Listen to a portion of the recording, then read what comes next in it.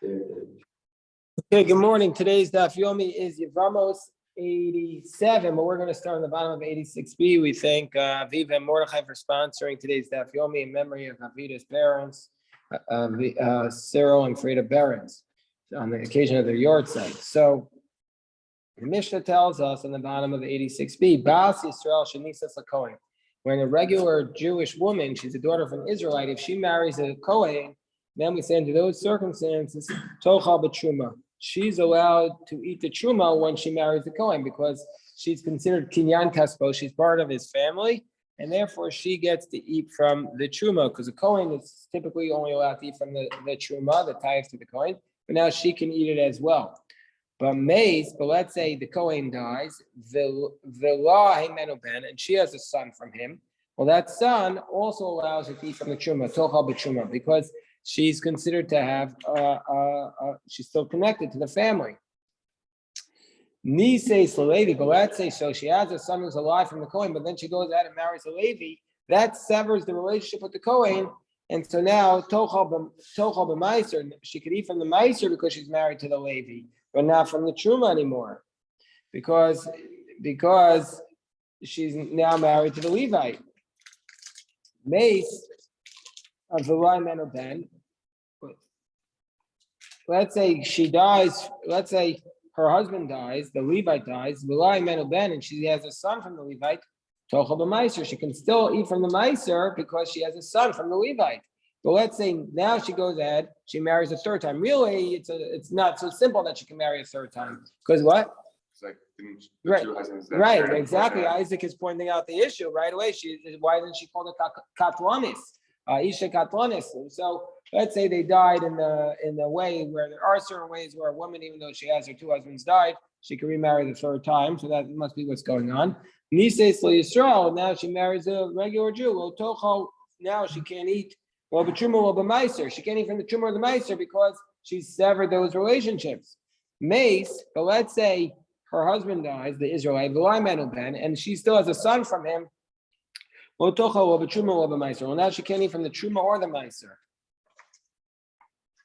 But now that son dies, this woman has no luck. Now what could she do? Tochal b'Meiser, she goes back and she can eat from the Meiser. Why? Why could she eat from the Meiser? Because she still has a son from the Levite. Exactly. She still has a son from the Levite. Mace Benami Levi, let's say now her son from the Levite dies, what could she do? She can eat from the Truma, Tochal b'Truma.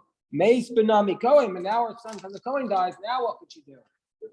Lo Tochal, now she can eat nothing, because now she's back to being a regular Jewess, her everybody's dead around her. Basically, Lo Tochal, Lo b'Truma, Lo b'Meiser. She can't eat the Truma or the Meiser. Now we go back to the top of 87a. And what do we say on the top of 87a? Basko, and we're looking at the opposite. The daughter of a Kohen, while she's in her father's home, she can eat from the Truma. Shanisis Yisrael, she marries a regular Jew, so now she can't eat from the Truma. Tochal b'Truma. But Mace, let's say he dies, Ben, and she has a son from the Israelite. So now the son makes her not being allowed to eat from the Truma. Tochal b'Truma. Nisis Levi, let's say she now marries a Levite. Tochal b'Meiser, she can eat from the Meiser. Mace, let's say he dies, Ben, Tochal b'Meiser, she can still eat from the Meiser. Nises LaKohen, let's say she marries a Kohen, Tochal b'Truma. She can eat from the Truma because she's married to her. Married to Mace, Ben. Let's say he dies and she has a son from him, Tochal b'Truma. She can eat from the Truma. But now Mace Benami Kohen, let's say this Kohen's son dies, Tochal b'Truma. She can't eat from the Truma anymore. She can eat from the Meiser. Mace Benami Levi, let's say the Levi's son dies, Tochal b'Meiser. So now what could she eat? Only the chulin, only the regular food. Mace Benami Yisrael, now her son from the regular Jew dies, she goes back to her father's home and she can eat the Truma. But what? Right, we're going to get to that in a moment, Mayor. And not this, it says, Vishaval Beis Avia Kinureha Milechem Avia Tochel. So yeah, we're reviewing this daf, which we did last night, because we don't always do the daf the night before, the morning of, twice. So we do each daf together as a yeshiva 3 times. So then she goes back to her father's home and she can eat from the truma, because the verse says She goes back to her father's home like her youth. Milechem avia tochel. She can eat from the truma. So now says the Gemara. A quick question. Yes, Isaac is asking a question. Is it only a son, or what about a daughter? That's anything. No, Zara. No, even for a daughter, she can eat the truma. Presumably, I think so. I assume so. I always assume that, but I never looked it up. But I assume that. But we'll check it afterwards. But I assume it's any Zara, any offspring. But I need to check. So the Gemara says, Meis Benami Levi. So let's say her son from the Levite dies. So now Tochal B'Truma. So what's the situation here? So the Mishnah said that she married a Kohen. She has a son from the Kohen. The Kohen dies. She now marries a Levite. So now she has a son from the Levite. So she can eat the Meiser. But the Levite and her son dies. Now she could go back and eat the Truma because of her son from the Kohen. So Minon, what's her source that she goes back? The Hadra Aklam Mishum Minon, what's her source for that? Amarav, it says Bas. It says Uvasko in Kisiya Omano Gushava Zer in Lav Shaval Beisavia Kinura. Uvas, the extra Uvav, it doesn't need to say Uvas, you could just say Bas. So that allows her to go back and eat from the Truma on base of her son. Mar says, come on, Rabbi Akiva, the Darashvavi. So this must be like Rabbi Akiva. We learned in Sanhedrin. He expounds the extra letter Vav to teach us halachos. So this, maybe you're saying our Mishnah is not like the majority, it's just like Rabbi Akiva. It's a das yachad, as we're saying. Gemara says, no, afilo teim rabbanan, kuo ubas krayiseru. As Rashi points out, that the whole word ubas is extra, is not needed because it is, the whole word ubas is unnecessary there based upon the context. Tana rabbanan, to the rabbis teach of following halacha. The Gemara is going to bring 5 proofs of how we know this halacha. Kishi chozeres, so let's say she goes back to the Kohen's home and she can eat from the Kohen's home. When she goes back, chozeres or truma, yes, she can continue to eat from the truma. However, she's not chozeres to eat from the chazav v'shok. Eino chozeres l'chazav v'shok. She doesn't go back to eat from the breast or the thigh of the Kohen. What does that mean, the breast or the thigh? That there are certain karbanos. There's 2 levels. There's kache kachim and kache kam. Kache kachim is like a chatas, for example. Those karbanos that have to be in the courtyard of the base of Mikdash, it can only be by the male kohanim. But then there's the kache kalam, the lesser sacrifices. Like for example, if you bring the karban shlamim. So of those sacrifices, they could be eaten by men and women anywhere in Jerusalem, but you have to give the breast and the thigh to the Kohen. So since you have to give the breast and the thigh to the Kohen can give that to anybody in his family. However, she goes back to her father's home. She only has the right to eat from the truma. She doesn't regain the right to eat from the chaza and the shuk. So, Gemara is going to give 5 reasons how we know this halacha. Amar Rav Chisda, Amar Avina Bar Shila Maikra. What's the verse? So the Gemara says the verse is because it says Ubasko and Kisiel Ishzar He betrumas hakadoshim lo tochel. He betrumas hakadoshim lo tochel. What does that mean? Bimuram men hakadoshim lo tochel. She doesn't get to eat the food that was separated from the sacred food, i.e., the chaza and the shok. That's explanation number 1. Rav Nachman says in the name of Rav Bar Avua, Milechem. It says in the verse, that she gets to eat from the food of her father's home. Milechem, from some of the food, v'lo kol lechem, not all of the food. Prat chaza shok. It's excluding the breast and the thigh. Ma'askef lo Rami Bar Chama. So that was our second explanation. So he says, but maybe going back to the word he, maybe that's excluding something, but ema pradla farsandar, maybe it's not excluding that she can't eat from the breast or the thigh. Maybe it's saying that the husband lost the right to annul her vows. Normally a father has the right to annul her vows. Maybe now that she returns to her father's home, you might think he could still annul her vows. No, she lost that right to annul the vows. Maybe that's all it's saying. The Gemara says, no, it can't be that that's what it's talking about. Amarava kfar psaka tana, the Bei Rabbi Shmuel. No, that was already explicit black letter ruling. The Tana Bei Rabbi Shmuel, because we learned v'neder almana grusha yakum. And if she's a widow or a divorcee and she makes a vow, the vow is strong and it cannot be annulled by the husband or the father. Obviously, there's no husband there; it can't be annulled by her father. How do we know that? because it says Tamalomer Valo Mutsa Matalomer. How do we know that? Valo Mutsa Mikal Avu Mutsa Mikal Baal. So what's this case referring to? Of course, it's not referring to where she's in her father's home or in her husband's home. She's no longer married to them. So it's referring to an idiosyncratic case where Aresha Masar Avo Shlucho Abal, Shemasar Shluche Avo Shluche Abal, Venesarmo and Eskar Sherbaderach, Hechani Koreba, Base Avia Shalzua, Base Bala Shalzua, or Marcha, Kivan Shiatza Shachas, Mishusav, Shuvena Yacho Afer. Now let's say the father would send her along with an agent to meet the husband's agents, and then the husband's agents would betroth her, would accept the betrothal on behalf of the father. So she's on the road, she's in like this no man's land, and then the husband divorces her before she gets to him. Or he dies. So there, we might have thought that in that case she'd go back to her father's home and annul her vows, but we can't. That in that case he's lost the right to annul her vows. So we see from here now we don't need this verse to teach us to annul the vows, because that we already know. It's obvious she's no longer can go back to her father's home. A third explanation of how do we know that she doesn't return to eat from the breast or the thigh. Rav Safar says, "Mi lechem avia tochel, lechem basar." She can eat from her father's home the bread, the truma, but not the meat. Fourth, Rav Papa says, "Mi lechem avia tochel." What does that mean? Lechem. What does that mean? It teaches us that the lechem hakanoi lavia, the food that was owned by her father, which is, i.e., the truma, prat l'chaz of a shok, it excludes the breast and the thigh. Because that is considered temple, the food of the temple, the holy temple. It's not her father's food. Fifth explanation, Rava says, it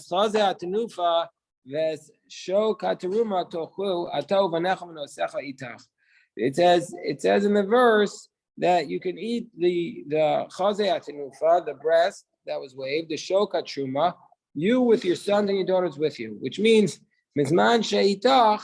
When they're with you, you can eat it. Otherwise, they can't eat it. So therefore, since she has married out, she lost the right to ever go back and eat it.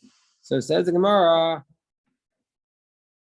Amra of Adabar Ava, Tanak, she chozeres beis avia, chozeres truma, ve'eno chozeres chazav shuk. Okay, yeah. When she goes back to her father's home, she goes back for the truma, but she does not go back to eat the breast and the thigh. Bishvil benah. What does that mean? When she goes back for her son, i.e., when in a case where she had been married to the Levite and the Levite had a son, the son died, and now she goes back to the Kohen because she has a son, so she can eat from the Truma. So she goes back to the son. Now she's going back to her husband's house who had died, but she had left her with a son.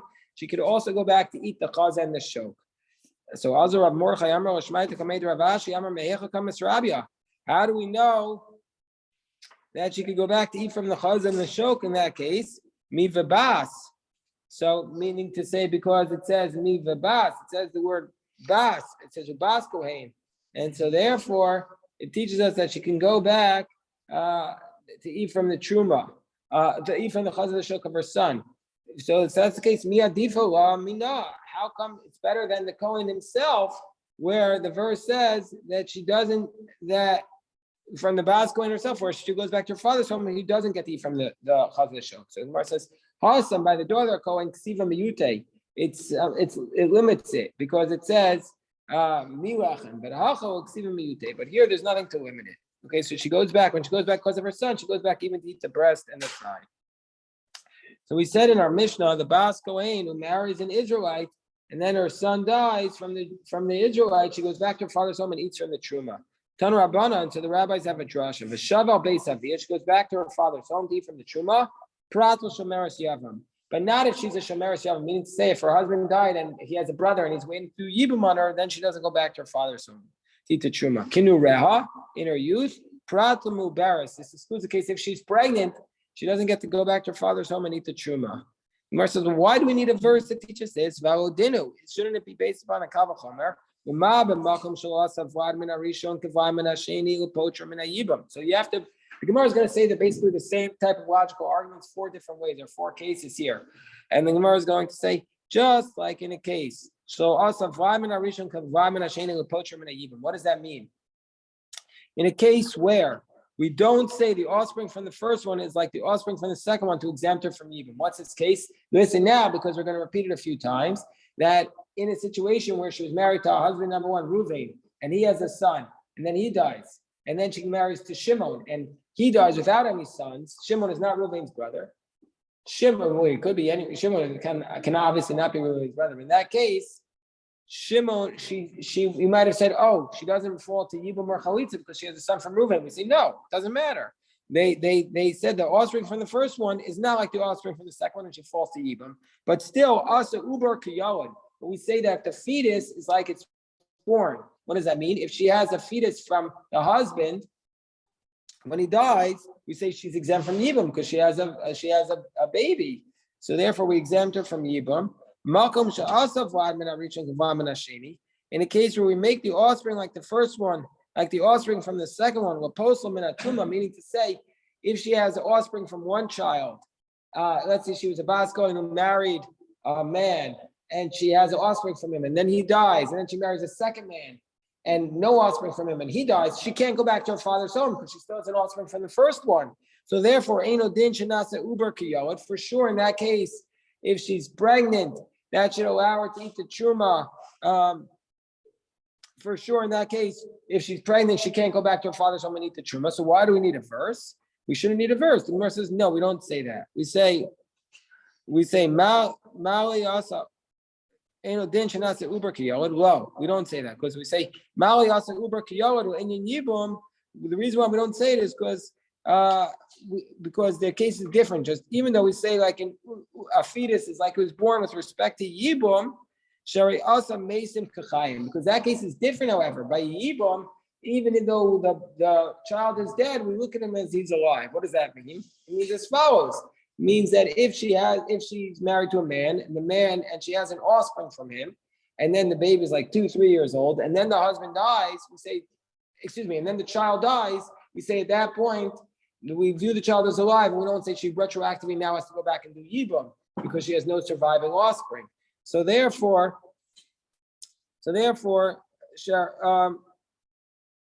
we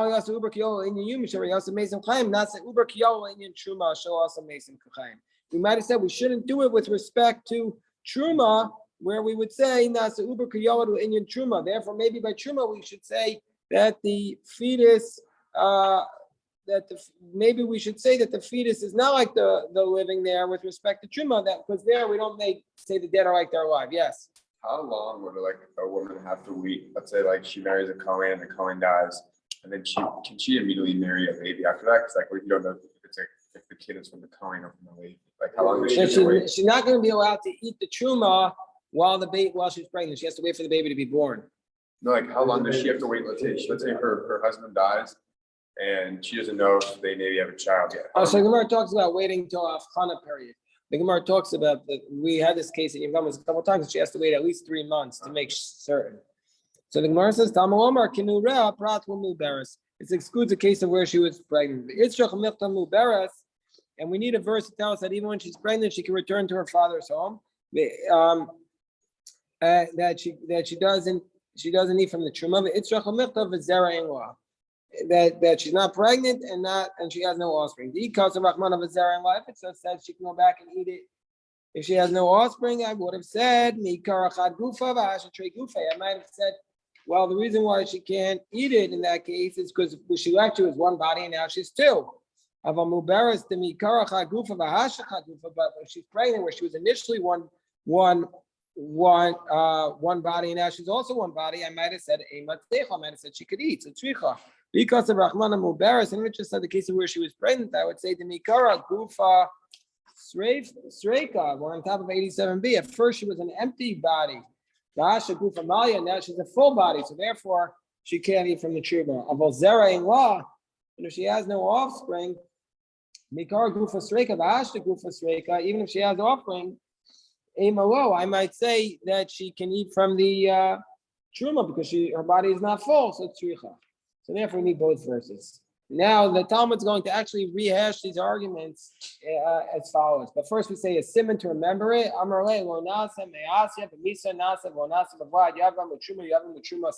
the way you would remember this in the days where you didn't actually have a text. But now we have a text, so we read it, but we don't need to remember it.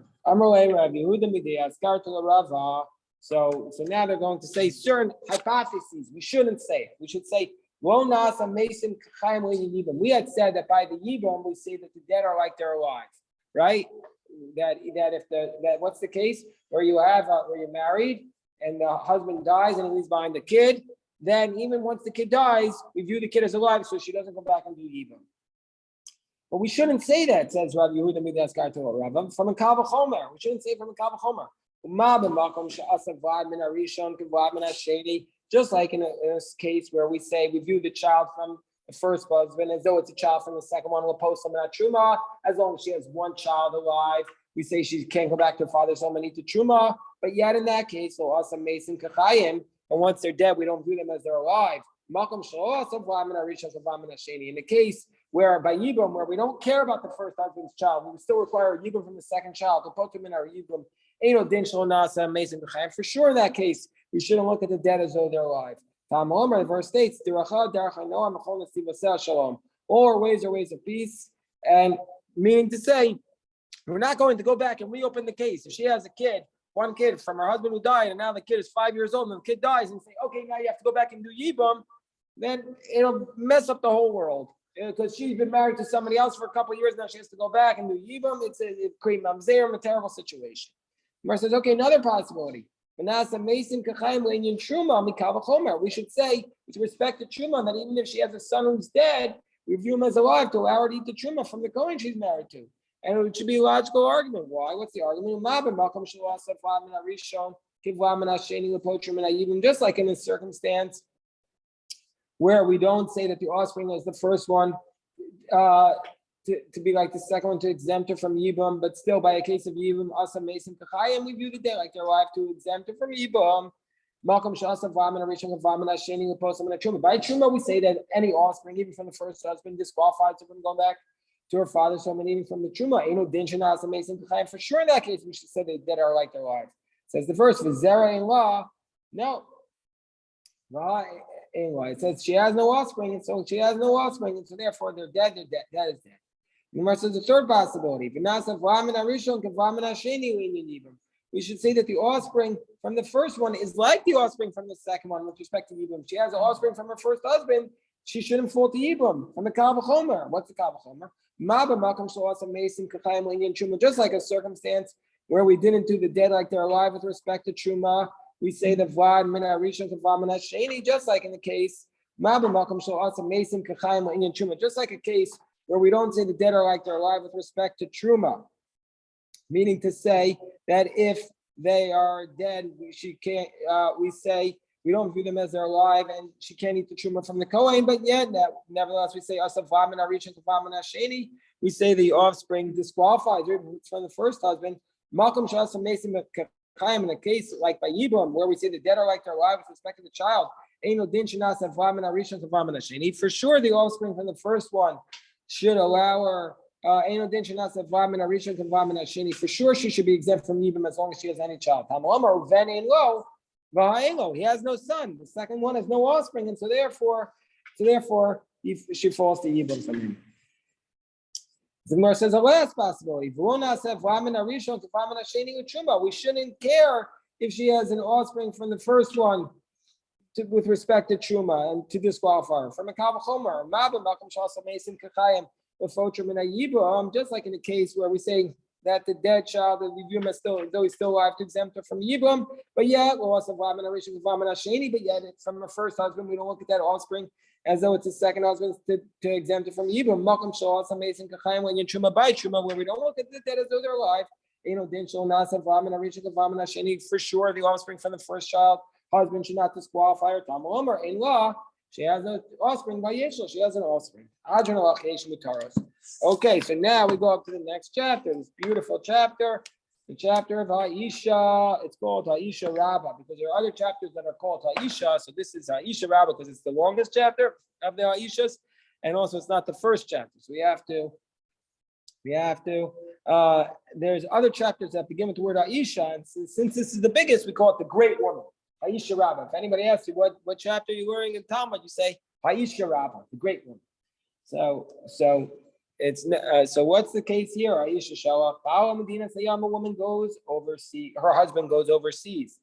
Uvo and Rashi and the Gemara are going to explain that what happens, one witness comes, va'amrullah, and they tell her as a result, they say your husband has died. Vinny says on the basis of that testimony, what does she do? She goes ahead and remarries. Then her husband comes along, her first husband returns. We say under these circumstances, she has to leave both husbands. And she needs to get divorced from both. Out of stringency. Pero ksuva, she doesn't have the right to the ksuva. Velo peros, she also has forfeited the right to the dividends. She loses everything. Velo mizonos, they don't have to support her. Velo below, meaning even if she borrowed money, assuming that they're going to pay her back because they have to support, no, she lost that. Velo below, she doesn't even get to take her worn out clothing. Lo al zeh, velo al zeh, she doesn't have a claim on either one. And if she took something this from either one, and she say, well, possession's 9/10 of the law, no, tachsir. She has to return it. Vavlad, mamzer, mizel, mizeh. We say that the offspring from the second one, and even if she returned to her first husband, the offspring from that is a mamzer. Neither husband can become tummy for her, meaning they can't go to her funerals if they're a kohen. And neither husband has the right, not to her found objects. They don't have the right to her salary, this typical rights of the husband, but they lose that. What about Ferris and Dara? They can't null her vows. If she was a daughter of an Israelite, we're going to view her as becoming a zona, because we view her as willing adultery, and she's disqualified from the Kohen. Slavery in a Meiser, and the rabbis instituted that if she's a daughter of a Levite, she's disqualified from the tithe. Kohen min truma, and if she's a daughter of a Kohen, she loses the right to eat from the truma. And everybody, her heirs, lose the right to collect her ktuva. But if either one's brothers die, we don't allow yibum, but we require chalitz out of a stringency. Rabbi Yossi says, Rabbi Yossi says, no, she still gets a ksuva from the first husband. Rabbi Lezer says, the first one has the rights to her found objects. Because why should we penalize the first guy? What did he do wrong? He still has the rights to her found objects. Her salary, her vows. Rabbi Shimon Omer, if she did yibum or chalitza with the first husband's brothers, it exempts all of their co-wives because it is valid. And the offspring from the first husband would not be a mamzer. But let's say she married without permission. But here, without permission means that she had every right to remarry. Without permission means she didn't even need a court ruling. That's how certain they were. There were two witnesses. She didn't even need a court ruling. So then she can return to her first husband. She can return to her first husband. And Nises Alpi Bezdin, but if she only married on the basis of the court's ruling, then under those circumstances, say, then she has to leave the marriage, but she doesn't have to bring a sin offering. Hold on, let me just finish this mission. But if she didn't marry on the basis of the court's ruling, say she has to leave the chayevas carbon. She has to bring the carbon. Yafakoch bezin. So the court's ruling is better in one sense. Shepotra min carbon. She has to bring. She's exempt from the sin offering, but then she has to leave the marriage. But she doesn't have to bring the sin offering because the court made the mistake. Harua bezin nase. Let's say the court says you have the right to remarry. V'holcha v'kilcha. But what did she do? She didn't marry. She went and she did a sinful marriage, like she married. She was divorced and she married a Kohen. Well, then she didn't have the right to remarry, so therefore that marriage wasn't allowed. So she has to bring a sin offering, because they only allowed her to remarry, not to remarry in a sinful manner.